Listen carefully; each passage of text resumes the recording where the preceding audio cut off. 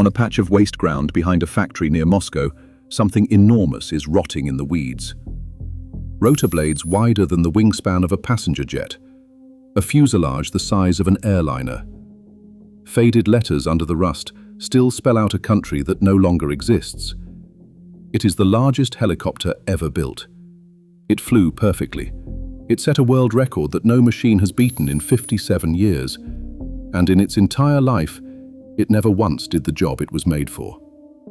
They called it the V-12. The West called it Homer. It was the size of a building. It could lift 40 tons into the sky, and the Soviet Union built it for a single, secret purpose: to carry the components of nuclear missiles to places no road could reach and no satellite was watching. This is not a story about how big it was. Everyone tells that story. This is the story of how the biggest helicopter in history was killed, not by an enemy, not by a crash, but by the very weapons it was built to carry. Why would anyone build a flying crane the size of a jetliner? How did a machine that broke every record end up abandoned in the weeds? Why did its own designer die before he could watch it die? And why, today, is the West spending billions to build heavy-lift helicopters that still cannot match what this one did in 1969? It begins with a problem you could see from space. Chapter 1. The problem you could see from orbit. In the late 1950s, the Soviet Union built the most powerful weapons in history and could not hide them. The first Soviet intercontinental missiles were enormous. Liquid-fueled, fragile, the size of factory chimneys. To move one, you needed a railway.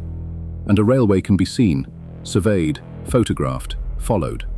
First by American spy planes, and soon by something the Soviets could not shoot down at all: satellites. By the early 1960s, the United States was photographing the Soviet Union from orbit.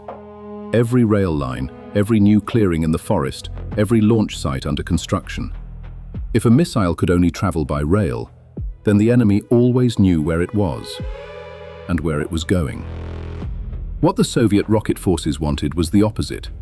They wanted to take a missile, or the heavy pieces of one, and set it down in the middle of Siberia, on bare ground, far from any road or runway, in a place no satellite had been told to watch. But how do you move 80 tons of strategic weapon to the middle of nowhere without a road to drive it on, or a runway to land it on? There was only one answer. You carry it through the air, and you put it down vertically. You need a helicopter. But not just any helicopter. In 1961, the Soviet state handed that problem to one design bureau, the Bureau of Mikhail. The requirement was almost absurd. A helicopter that could lift 20 to 25 tons, with a cargo hold as big as the largest transport plane the Soviets had, the Antonov An-22. Inside it, the engineers were told, would ride the heaviest secrets of the Cold War. Missile components by their code numbers, the 8K-67, the 8K-82. Decode those numbers, and the purpose is naked. The 8K-67 was the R-36, the missile NATO would call Satan's ancestor, the SS-9. The 8K-82 was the UR-500, a rocket so big it would later launch space stations under the name Proton. This helicopter was being designed to carry the largest weapons humanity had ever made. Mikhail was the right man to ask, and he knew it was nearly impossible. No helicopter on Earth could lift that much. The physics fight you. Make a rotor bigger, and at some point the blades cannot hold their own weight, the engines cannot turn them, and the whole machine shakes itself apart. Every helicopter designer in history had run into the same wall. Miel's bureau had just built the Mi-6, for its day, the largest helicopter in the world, with a single 35-meter rotor. To lift what the rocket forces wanted, they would need to lift roughly twice as much again. You could try to design an all-new rotor, twice the size, and spend a decade fighting the physics. Or you could do something stranger, something nobody had ever made work at this scale. Miel chose stranger. Chapter 2. The Cathedral of Rotors.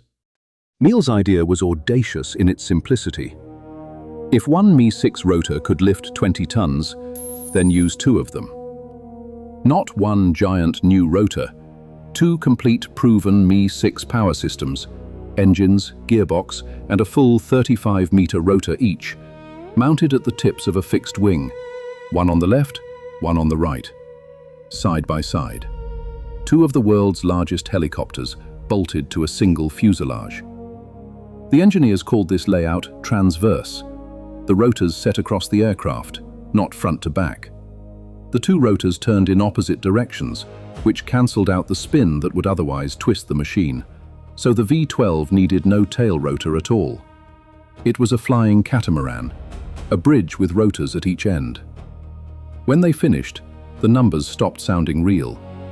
From the tip of one rotor to the tip of the other, 67 meters, wider than the wingspan of a classic Boeing 747, a helicopter as wide as a jumbo jet. The fuselage stood 37 meters long and as tall as a four-story building. At the front, the cockpit was a two-story flight deck, like the nose of an airliner. Pilots above, navigator and radio operator below. It took a crew of 6 to fly it. In a passenger role, it was designed to seat nearly 200 people. The cargo hold ran the length of a tennis court, sized to swallow the same loads as a strategic transport plane. There was one problem the layout could not escape. Those two huge rotors blew their downwash straight onto the wings beneath them, the wings the rotors were mounted on. A wing sitting in that hurricane steals lift instead of adding it. So Meal's engineers shaped the wings backwards, narrow at the body, wide at the tips, an inverse taper, cut to spill the rotor wash and claw back every kilogram they could. Everything about it was a gamble. Two enormous rotors spinning a few meters apart, their wakes clawing at each other in the air between. A control system that had to balance the lift of two separate helicopters in perfect agreement. In a hover, in a crosswind, under a swinging 80-ton load. If the two rotors ever disagreed, the machine would roll. On paper, it was the largest and heaviest helicopter ever conceived. A steel cathedral with two spinning rotors for towers. But a thing this size had never flown. And the first time the Soviets tried to lift it off the ground, it nearly ended the whole program. Chapter 3. The Giant Leaves the Ground. The 27th of June, 1967. An airfield outside Moscow. The first V-12 prototype, engines running, begins to lift. And immediately, it starts to shake. It was a resonance, a feedback loop. A vibration in the airframe fed back through the control column into the pilot's hands, which moved the controls, which fed the vibration. The oscillation built on itself faster and harder, the whole giant trembling on the edge of control. The crew set it down hard. One set of main wheels slammed into the ground, burst a tire, bent a wheel hub. And that, a burst tire, was the worst of it. But you would not have known that from the Western press. Word reached the outside world that the monstrous new Soviet helicopter had been destroyed on its first attempt, torn apart by its own rotors. It wasn't. It was towed back to the hangar, the resonance was understood, the controls were retuned, and the aircraft was repaired. The myth of its destruction outran the truth by a wide margin, not for the last time in this story. A year later, on the 10th of July 1968, the V-12 lifted off properly, flew from the meal factory to the test field, and landed without drama. The largest helicopter ever built was real, and it was flying. And then it began to break records the way other aircraft break a sweat. The 6th of August, 1969. At the controls, test pilot Vasily Kolochenko. The V-12 climbed off the ground carrying a payload that defied belief. 40,204 kilograms, just over 40 tons, lifted to a height of 2,255 meters. 40 tons. Into the sky, under a helicopter. To put that in proportion, the V-12 had just lifted more than the entire loaded weight of most airliners of its day. It was a record for payload lifted by a helicopter, and here is the part that still stuns people. No helicopter has beaten it since. Not in 1970, not in 2000, not today. 57 years later, the greatest weight ever carried into the sky by a helicopter was carried by this one. In the spring of 1971, the Soviets did something they almost never did with a secret machine. They flew it west, across Europe, to the Paris Air Show at Le Bourget. Western engineers had spent years insisting a helicopter this big could not be made to work. Then it flew over their heads. The V-12 stopped the show. By some accounts, the Americans' own helicopter society honored it for what it had done, though the Soviets would never let them look too closely. This was the summit. 1971, the largest helicopter in history, record-breaking, applauded in the heart of the West, everything its designers had promised, and more. And at the very moment it stood triumphant on that runway in Paris, the reason for its existence was already quietly disappearing. Chapter 4. The mission walks away. Remember why the V-12 was built. To carry missiles to bare ground that satellites weren't watching, because Soviet missiles could only crawl across the country by rail. But while Miel's engineers spent the 1960s wrestling their giant into the air, the missiles changed. The Soviet Union stopped trying to hide its intercontinental missiles in the open. Instead, it buried them in hardened underground silos, sunk into the earth, sealed under concrete and steel. A missile in a silo doesn't need to be flown anywhere. It is already home. It waits underground for its entire life. And the silos were built where the infrastructure already was. No bare Siberian clearing, no road that didn't exist. No need for a flying crane to deliver the apocalypse to the middle of nowhere. The job the V-12 was designed for had simply ceased to exist. Not failed, not been cancelled, evaporated. This is the cruelest thing that can happen to a machine. A machine that fails, you can fix. A machine that crashes, you can redesign. But a machine that does everything you asked, that flies, that lifts, that breaks records and stuns the world, and then discovers that nobody needs the thing it does, there is no engineering fix for that. The man who built it did not live to see it happen. Michael Miel died on the 31st of January 1970, after his giant had flown, after it had broken its records, but before the verdict came in. He went out on the triumph. He never had to stand on that ground behind the factory and watch the largest helicopter he ever built become useless. His successor, Marat Tishenko, inherited a finished masterpiece with no reason to exist. A second prototype flew in 1973. By 1974, the program was over. 2 aircraft built. No production, no service, no mission. If you have seen our other films, you know our machines usually die violently.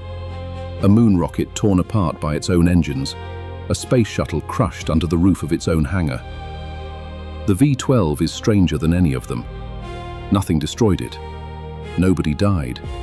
It was never defeated, never broken, never lost.